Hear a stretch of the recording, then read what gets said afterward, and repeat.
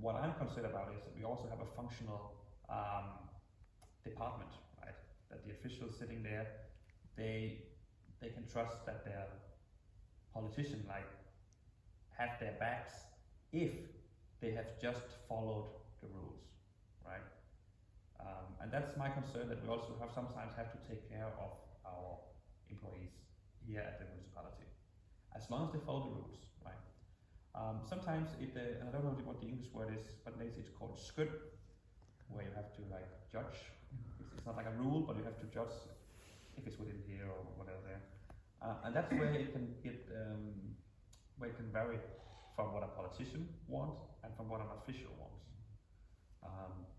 And it seems like, I mean, my interpretation from the debate seems like that there's been a large span of judgment.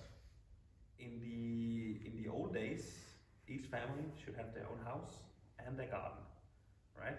That was the dream, the ideal. That's where I grew up. And it takes a lot of space. If 1,000 new people move to Horsens each year, imagine they all have to live at a villa, right? So an aspect of environmental planning is also to use less land on buildings and more land for nature. So that's when we plan new, larger areas. The houses is probably more closer to each other, but then they have more surrounding land where there's no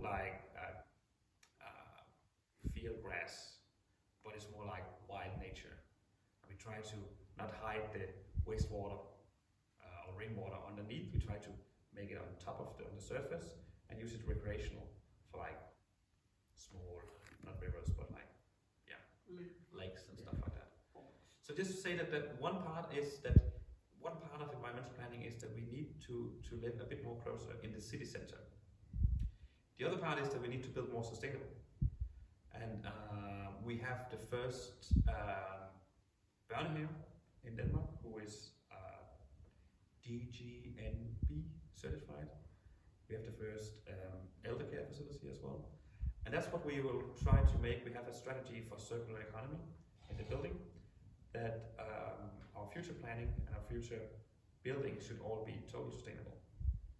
Which means that all børnehave, elder care facilities, schools, whatever that we build should be sustainable. Maybe you've heard about some construction going on at the old state prison, but they're building this new, all the bricks that they didn't use there, we're building a new børnehave with that one now right next to campus.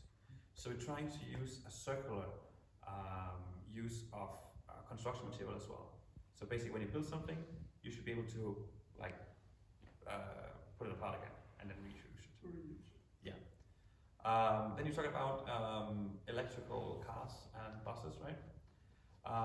We have wanted to do this for actually a few years, but due to a contract that we are bounded of, which expire, I can't remember, I think it's next year or it's 2023. But we have decided that when the contract, our current contract expire, all our buses will be electrical. And all new cars purchased from the municipality will also be electrical. The thing is to also have the electrical infrastructure working. Like, do you have the right, what do you call it? Charging points. Charging points, yeah. Both for cars, but also for bikes. And we're not there yet. That's my honest answer. We are definitely not there yet. About the charging points, some of it are also national regulation, but we just opened up from national regulation that now we as a municipality can make demands that say that if you want to build something here and you have 10 parking spots, 2 of them have to be electrical, at least 2 of them. And you can also say that 2 more need to be prepared, like under the surface as well. Biking. I can just say that you're right. I bike. We only have 1 car in my family, and I bike. It depends if I have to get the kids right. But if I don't have to get the kids, I use my bike. And in many years, we have spent a lot of money on bike lanes to and from Horsens, right? To the suburbs like Stensballe, Lund, Gedved, Østbjerg, osv.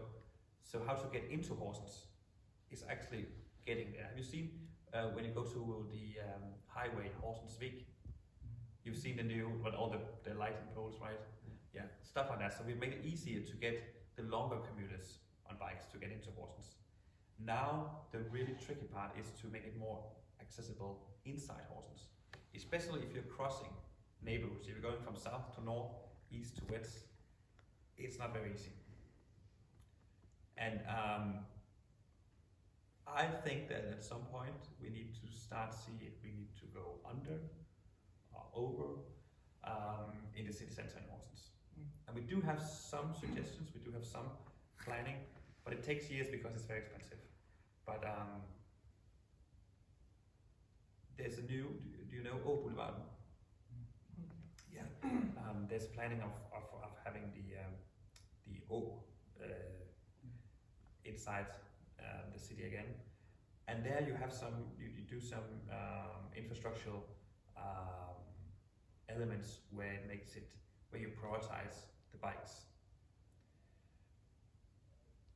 But history just say that Horsens really like their cars. We really like our cars because someone is commuting to Herning every day, right?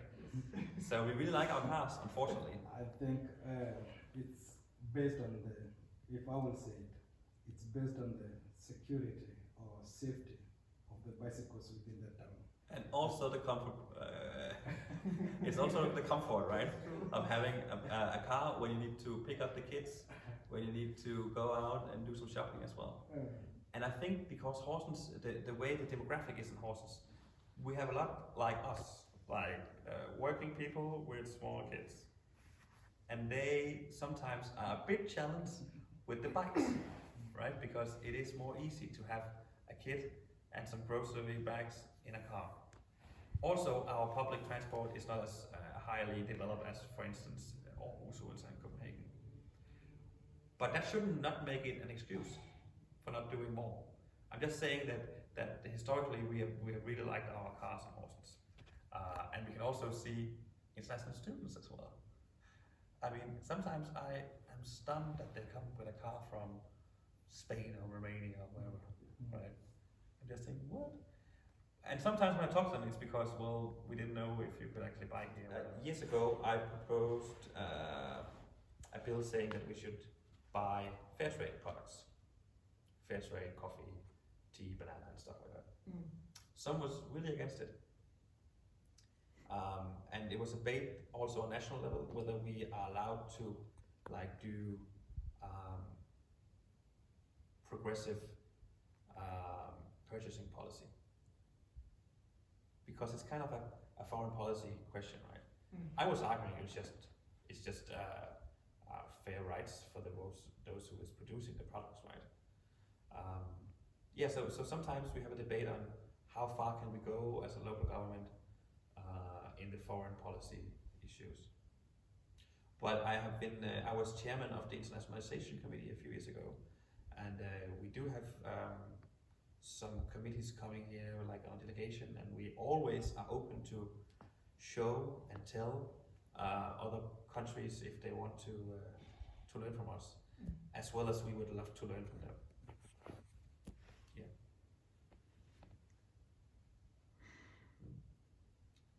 Are we going to Tanzania? Yes. Yes. I would really want to go there. Yeah. I just have been to Zanzibar in July. Yeah. It's actually, I asked this question because it's about